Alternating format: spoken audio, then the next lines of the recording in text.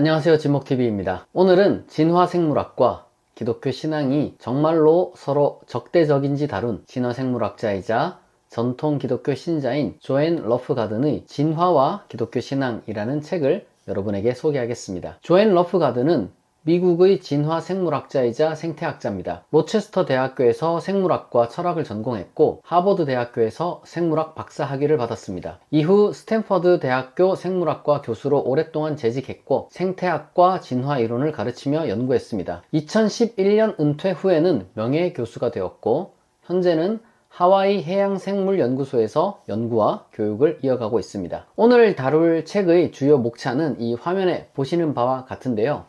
목차가 다소 많지만 저자는 크게 세 가지 주제를 다루기 위해 이 책을 썼다고 말합니다. 이 첫째는 진화생물학에 관해서, 그리고 둘째는 성경에 관해서, 그리고 셋째는 진화생물학과 성경의 관계에 관하여 썼습니다. 그러니까 이 책 제목에 충실한 내용 구성이라고 보시면 되겠습니다. 이 러프가든이 이 책을 쓴 이유는 명백히 일부 기독교인들에게 있는 이 반과학적 태도에 대한 우려 때문입니다. 그래서 러프가든은 다음과 같이 밝힙니다. 많은 사람들이 나에게 신에 대한 나의 정의와 종교적 견해를 솔직하게 밝혀달라고 요청했다. 내게 신은 관념이 아니라 경험이다. 나는 인간 공동체를 통해 신을 경험한다. 나는 예수가 우리의 죄를 위해 살았고 또한 죽었다고 믿는다. 그의 가르침은 사랑과 포용의 비전을 표현한다. 나는 신의 존재 여부를 증명하는데 관심이 있는 것이 아니라 그리스도인으로서의 삶을 사는데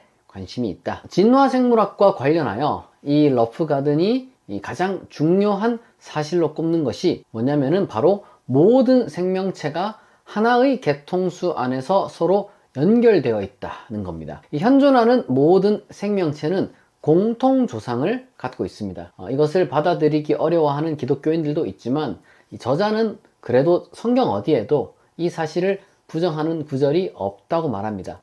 인간이 다른 생명체와 가계도를 공유한다는 사실이 인간의 특별한 지위를 깎아내리는 게 아니라는 것이죠. 러프가든은 이렇게 말합니다. 우리는 다른 종의 조상이기도 한 조상으로부터 육체를 물려받는다. 하지만 영혼은 조상으로부터 물려받는 것이 아니다. 가계도는 물질적 관계일 뿐 영적인 관계가 아니다. 그러면 인간은 언제 영혼을 갖게 되었느냐? 저자는 정확한 그 시점을 알 수 없다고 솔직하게 말합니다. 정자와 난자가 결합할 때일 수도 있고 그 직후의 어느 순간일 수도 있습니다. 중요한 것은 영혼을 갖는 존재가 되었다는 믿음이 인간이 물질적으로 다른 생명체와 연결되어 있다는 사실과 충돌하지 않는다는 점이죠. 러프가든이 말하는 진화 생물학에 있어서 가장 중요한 두 번째 사실은 바로 종은 변화한다는 겁니다. 이거는 이 생물과 무생물의 차이이기도 합니다. 물이라는 것은 언제나 물이죠. 그러나 이 생명은 시간과 장소에 따라 변합니다. 그러면 한편으로 이 성경은 이러한 종의 변화가 불가능하다고 가르치냐? 이 저자는 그렇지 않다고 말합니다. 종 변화가 있을 수 없다고 선언하는 성경 구절은 없다는 거죠. 물론 창세기 1장에 보면 이제 종류대로 창조되었다 이런 표현이 있긴 한데 이거는 생물학적으로 엄격하게 정의된 개념은 어쨌든 아닙니다. 외형으로도 혹은 유전자로도 이건 해석될 수 있는 거예요. 그런 의미에서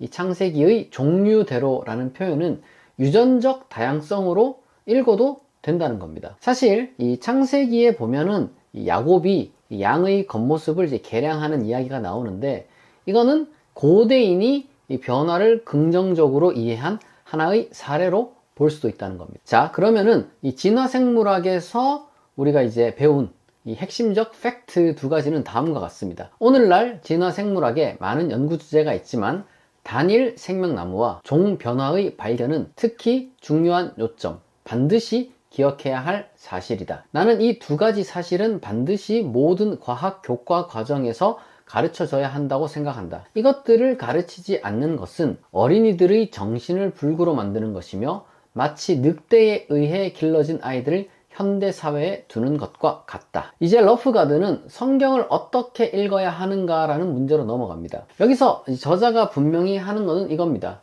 이 성경을 문자적으로 취하든지 아니면 전부 거부하든지 이러한 양자택일만 성경 읽기의 태도가 아니라는 거죠. 사실 예수님 자신도 구약 성경을 문자적으로만 읽지 않았습니다. 예수님은 율법의 문장을 그대로 따르기보다는 오히려 그 안에 담긴 원칙이 무엇인지, 또한 이것을 어떻게 해석해야 하는지를 중요하게 여겼는 모습을 보여주었습니다. 그러니까 러프가드는 바로 이와 같은 예수님의 태도를 우리가 다시 배워야 한다고 말합니다. 예를 들어서 이 지질학이 말하는 지구의 나이는 매우 오래되었죠. 이거는 논쟁의 여지가 없습니다. 그런데 창세기 1장을 보게 되면 6일 만에 창조되었다. 이런 6일 창조를 이야기를 하고 있어요. 자, 지질학적 사실은 너무 명백합니다. 그런데 창세기 1장은 6일 창조를 말하고 있죠. 그럼 질문은 이것이죠. 그러면 우리는 창세기 1장을 어떻게 읽어야 할까? 그러니까 러프가드는 예수님의 방식을 따라 창세기 1장을 문자주의로 고집하기보다는 이 해석을 하면서 읽어보자고 제안하는 거죠. 그러니까 이러한 입장이 이제 바로 흔히 유신론적 진화라고 이제 불리는 것입니다. 그런데 이제 이 유신론적 진화라는 입장이 이제 종종 이건 타협이다, 이런 식의 이제 비난을 듣습니다. 그러나 저자는 이 비난에 분명하게 선을 그으며 이렇게 말합니다. 나에게 하나님이 세상을 창조하셨고 지금도 자연 과정을 통해 창조하고 계신다는 입장이 타협은 아니다. 하나님은 바로 그 과정을 자연의 일부로 창조하셨다. 하나님이 왜 그 과정을 벗어나셔야만 할까? 성경은 하나님이 원하신다면 그렇게 하실 수도 있으나 그럼에도 자연 과정으로 설명할 수 없는 방식으로 일하신다고 믿어야 할 근거를 제공하지 않는다. 그러니까 이제 핵심은 이겁니다. 그러니까 하나님이 자연 과정을 사용하신다고 해서 하나님의 주권이 약해지는 게 아니라는 거죠. 이제 러프가드는 진화 이론으로 조금 더 자세하게 들어갑니다. 먼저 러프가드는 진화 이론이 완벽하지 않다는 것을 숨기진 않아요. 그러나 동시에 이 진화학자들 사이에는 적어도 한 90% 정도의 공통 합의가 이루어졌다는 사실도 분명히 말합니다. 그거는 뭐냐? 이 종 변화라는 것은 번식을 통해 이루어진다는 겁니다. 그러면 이제 질문이 하나 생기죠. 이 종이 변한다면 이 변화는 어디서부터 오는 거느냐? 이 답이 분명합니다. 바로 유전자입니다. 이 서로 다른 유전자를 갖고 있기 때문에 이 개체는 서로 다른 거죠. 그러나 어떻게 보면 이거는 질문을 한 단계 뒤로 미룬 것에 불과하죠. 그렇다면 왜 서로 다른 유전자들이 존재하느냐는 거죠. 여기서 등장하는 개념이 바로 돌연변입니다. 이 돌연변이라는 것은 이제 원본을 복제하는 과정에서 우연히 발생하는 이 차이를 말합니다. 이러한 유전자의 변이가 생물에게 유리하게 작용할 수도 있고 불리하게 작용할 수도 있습니다. 이런 지점에서 돌연변이는 바로 이제 무작위라고 불립니다. 랜덤이라는 거예요. 흔히 말하는 무작위 돌연변이라는 게 바로 이런 개념입니다. 그러면 이제 여기서 생겨나는 질문은 이 무작위 돌연변이를 포함하는 진화에, 진화가 그러니까 무작위 돌연변이만 있는 건 아니에요. 그런데 이제 이러한 무작위 돌연변이를 포함하는 진화의 방향이 없는가? 이러한 질문이 생겨날 수가 있겠죠. 진화의 방향이 있는지 없는지에 대해서는 사실 진화 생물학자들 사이에서도 의견이 갈린다고 합니다. 어떤 학자들은 진화가 전적으로 무작위적인 어떤 그 과정이라고 말하고, 또 어떤 다른 학자들은 진화는 이 번식 능력의 강화라는 방향성을 가진다, 이렇게 이제 말하기도 합니다. 러프가드는 분명히 자신의 입장을 이렇게 밝힙니다. 여기서 중요한 점은 진화 생물학자들이 진화가 방향성이 없다는데 모두 동의하는 것은 아니며, 나를 포함한 일부 학자들은 진화가 환경 조건에 대한 점진적인 적응이라는 방향성을 일반적으로 갖고 있다고 생각한다는 것이다. 어찌되었건 진화는 일어납니다. 그러나 그것이 곧바로 그러면 하나님의 섭리를 어떻게 설명하는가? 이거는 또 다른 차원으로 우리가 이제 생각해야 되는 문제죠. 중요한 거는 러프가드는 이 번식을 지향하는 진화 과정이 지금 당장은 우리가 알 수 없지만 시간이 흐르면 이제 하나님의 계획이 이제 드러날 것이다, 이렇게 이제 믿고 있다는 겁니다. 그러면은 지금까지 설명을 한 걸 들어보면 굳이 이 진화를 기독교인이 반대할 이유는 없는데, 거부할 이유는 없는데 왜 교회는 진화를 반대할까요? 이제 러프가드는 이제 두 가지 오해를 지적합니다. 먼저 이 진화를 반대하는 교회는 사실은 일부 교파에 국한된 현상이라는 거죠. 그러니까 모든 기독교인들, 모든 기독교 교파가 다 진화를 반대하느냐?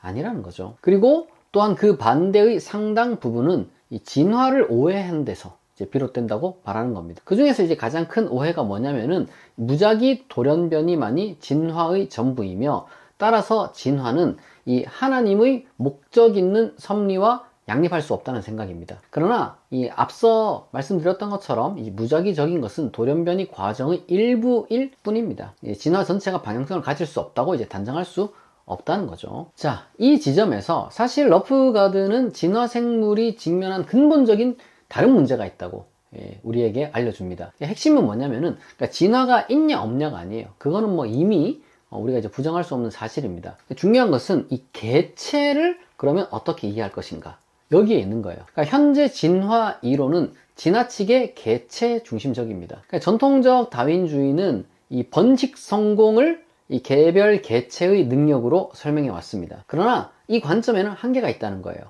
러프가드는 이렇게 말합니다. 개인에 대한 지나친 강조를 바로 잡으면 다윈주의 철학적 이미지가 이기심을 찬양하는 것에서 벗어나 사회적 측면에 대한 관심으로 방향을 전환할 수 있을 것이다. 진화생물학이 개체의 정의를 쉽게 내릴 수 없는 종과 생명체들을 점점 더 많이 다루게 됨에 따라 이러한 새로운 방향은 불가피하다고 생각한다. 그러니까 이제 자연의 많은 생물은 혼자서 살아갈 수가 없습니다. 뭐 개미와 벌의 군집, 뭐 늑대의 무리 사냥, 이 새와 물고기의 집단 행동은 이 선택이 개체 하나에만 작동하지 않는다는 사실을 너무 잘 보여줍니다. 그러니까 사실은 협력이라는 게 예외가 아니라 이 자연의 기본 조건이라는 거예요. 게다가 더 나아가 이 자연에는 개체라는 개념 자체를 흔드는 사례들이 많이 있다는 거죠. 그러니까 하나의 유전체가 여러 몸을 만들기도 하고 하나의 몸 안에 여러 유전체가 공존하기도 합니다. 뭐 식물의 무성생식, 이 산호와 조류의 공생, 인간의 미토콘트리아는 모두 개체 개념을 단순화할 수 없다는 사실을 보여줍니다. 이 경우 진화는 무작위 돌연변이의 축적만으로 설명이 되지 않죠. 공생과 결합이 진화의 중요한 동력이라는 겁니다. 그러니까 이제 인간이 이제 하나의 완전한 무슨 독립된 존재라기보다 여러 유전체와 생명체의 협력으로 이제 이루어져 있죠.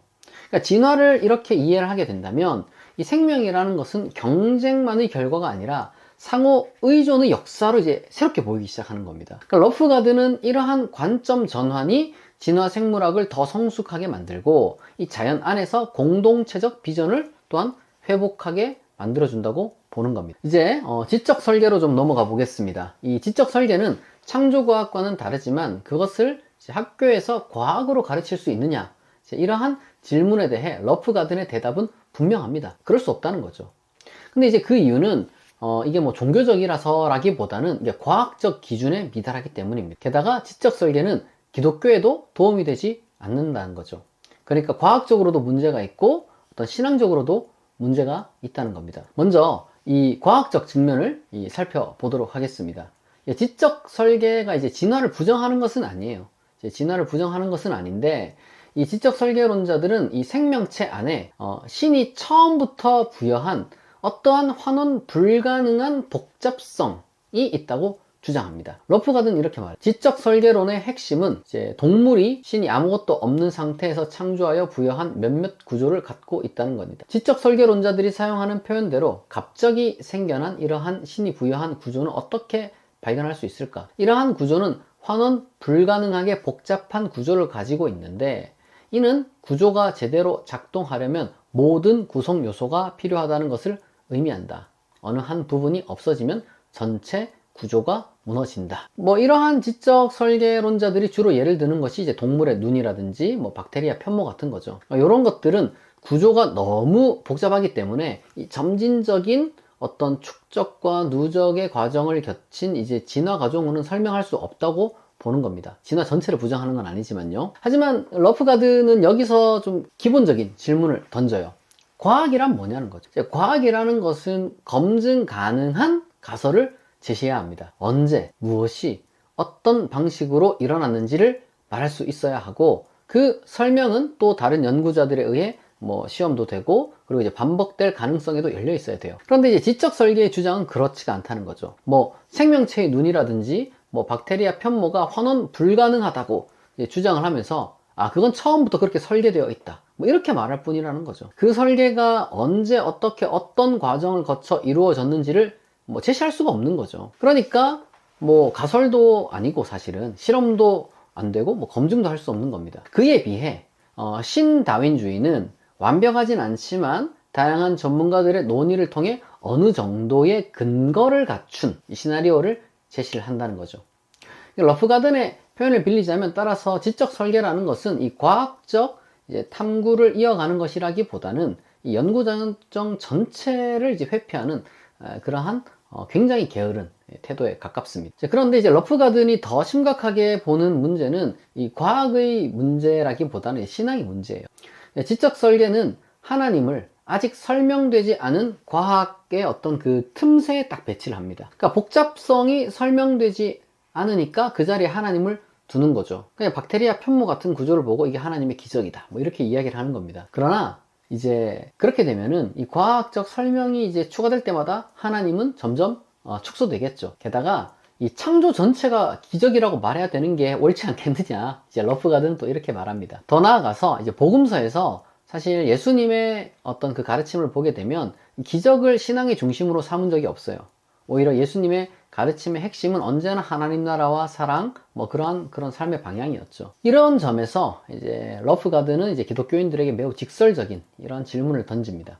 나는 보수적인 기독교인들에게 지적 설계론이 진정 무엇인지 생각해보고 그것이 지지할 만한 가치가 있는지 스스로에게 질문해보라고 촉구한다. 만약 지적 설계론이 하나의 운동으로 성공한다면 기독교는 큰 타격을 입을 것이다. 지적 설계론은 자연의 사실들이 성경보다 하나님에 대한 더 나은 증거를 제시한다고 주장한다. 이는 복음서를 과학으로 대체하려는 시도다. 매주 설교는 예수님의 비유가 아니라 편모의 생화학적 특성에 대한 새로운 연구 결과에 관한 것이 될 것이다. 그러니까 이제 지적 설계가 성공하면 성경도 이제 기독교도 오히려 이제 손해를 본다는 말이겠죠. 이 자연의 사실이 복음보다 하나님을 더 잘 증언한다, 뭐 이렇게 이제 말하게 되는 거고, 설교의 중심도 그냥 과학, 그런 과학의 흉내를 내는 어떤 그러한 이제 주장이 되는 것이다, 이렇게 이제 경고를 하는 겁니다. 그래서 사실 러프가든은 지적 설계가 창조과학과 다르지만, 왜냐하면 다른 종류죠. 다르지만 어쨌거나 종교에도 과학에도 도움이 되지 않는다고 단호한 태도를 보이면서 이렇게 말합니다. 나는 지적 설계론을 사이비 종교의 한 예로 종교학 교육 과정에 포함시키는 것을 찬성한다. 이제 러프가든은 이 다윈주의 진화론 안에도 이제 존재하고 있는 중요한 하나의 오해를 이제 지적합니다. 그게 바로 뭐냐면 성선택 이론입니다. 다윈은 성선택을 설명하면서 비교적 단순한 그림을 제시했어요. 강한 수컷, 그리고 그 강한 수컷을 선택하는 암컷입니다. 하지만 러프가든은 이건 지나친 이분법이고 지나친 단순화라고 말합니다. 왜냐하면 자연에는 수컷과 암컷을 명확히 구분하기 어려운 종들도 많고요. 역할 역시 고정되어 있지 않습니다. 어떤 종은 수컷과 암컷의 유형이 하나 이상이고요. 어떤 종은 성전환을 하고요. 어떤 종은 무성 생식을 합니다. 더 나아가 동성간 짝짓기 역시 자연 현상으로서 널리 관찰됩니다. 그래서 러프가든은 이렇게 말해요. 다윈의 성 역할 보편성에 대한 반증은 압도적이며 이는 성선택 이론을 즉시 반증하기에 충분하다고 생각한다. 그리고 다윈주의 성선택 이론의 또 다른 문제는 자연을 지나치게 경쟁과 갈등의 장으로만 묘사한다는 점입니다. 만약 자연에서 이익을 가져다 주는 것이 오직 경쟁뿐이라면 동성애라든지 아니면 비번식적 친밀성은 무의미하거나 병리적인 것으로 전락하고 맙니다. 하지만 현실의 자연은 다릅니다. 동성애를 포함한 육체적 친밀감은 효과적인 팀워크를 만들고요. 이 자손을 성공적으로 양육하는 기반이 될 수 있습니다. 이 자연의 진정한 이익은 이 개체의 승리가 아니라 이 종족의 지속이기 때문에 이를 위한 협력과 공생은 필수적일 수밖에 없다는 거죠. 순전한 경쟁과 갈등만으로는 이제 그 본래의 이 종의 목표에 도달할 수 없는 겁니다. 그러면 성경은 이 문제를 어떻게 다루고 있을까요? 이 성경 역시 남녀 협력의 중요성을 강조합니다. 그런데 성경이 동성애를 강하게 정죄하고 있는지 묻는다면 상황은 좀 복잡해진다는 거죠. 우선 성경에서 동성애를 직접적으로 언급하는 구절은 생각보다 적습니다. 레위기의 구절은 특정 행위나 자세에 대한 율법적 규정으로 읽을 여지가 있고요. 소돔과 고모라 이야기는 강간이나 환대 의무 위반으로 해석될 수 있습니다. 바울의 경우도 동성애 그 자체라기보다는 하나님을 떠난 삶에 방탕하는 나열하는 어떤 그런 문맥 속에 이제 등장을 하는 겁니다. 흥미로운 점은 이 성경에는 동성애 언급이 드물지만 이 환관에 대한 언급은 반복적으로 등장한다는 거예요. 그리고 이 환관이라는 범주는 우리가 생각하는 것보다 훨씬 넓었습니다. 다소 길지만 이 가치가 있기 때문에 러프가든의 길을 제가 한번 쭉 인용해서 읽어보겠습니다. 구약과 신약 모두에서 이 환관에 대한 광범위한 언급이 있다는 점은 누구도 부인할 수 없다. 어떤 환관들은 여성적인 정체성을 가지고 있었다. 피르미쿠스 마테르누스는 다소 경멸적인 어조로 환관들에 대해 다음과 같이 기록했다. 그들은 얼굴을 여성스럽게 꾸미고 피부를 매끄럽게 하고 여성복을 입어 남성으로서의 명예를 더럽혔다. 그들은 머리카락을 여성스럽게 손질하고 예쁘게 꾸미며 부드러운 옷을 입었다. 아플레이우스는 그러한 환관들이 이전의 남성적 정체성을 버리고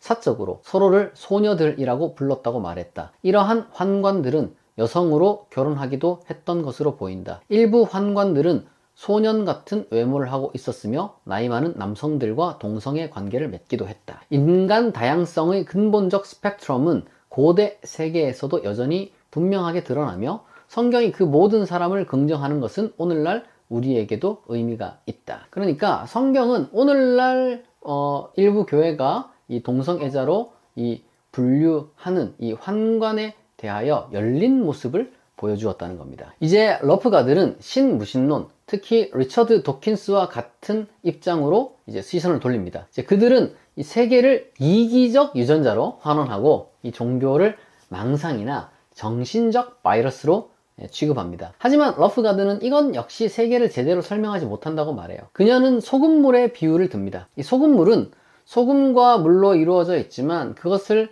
분리한다고 해서 이 소금물 자체가 설명되진 않죠. 마찬가지로 유전자는 신체를 얻고 또한 인간 관계 속에서 기능합니다. 그러니까 전체라는 것은 환원적으로 설명될 수 없는 거예요. 러프가든은 그래서 이렇게 말해요. 대부분의 진화생물학자들은 이기적 유전자라는 비유를 재미있는 과장법으로 치부하는 경향이 있다. 물론 신무신론자들이 이제 지적하는 어떤 종교적인 문제가 분명히 있습니다. 극단적 설교자들은 진화론자, 성소수자, 타 종교인 무신론자를 막 저주하고 하나님은 그들을 향해서 정말 이 분노하고 그들을 이제 어떤 식으로든지 간에 이 처단하려는 그러한 존재다. 이런 식으로 이제 설교를 합니다. 러프가든은 이제 그것들이 다 이제 극단적인 태도다. 우리는 그것으로부터 이제 벗어나야 한다.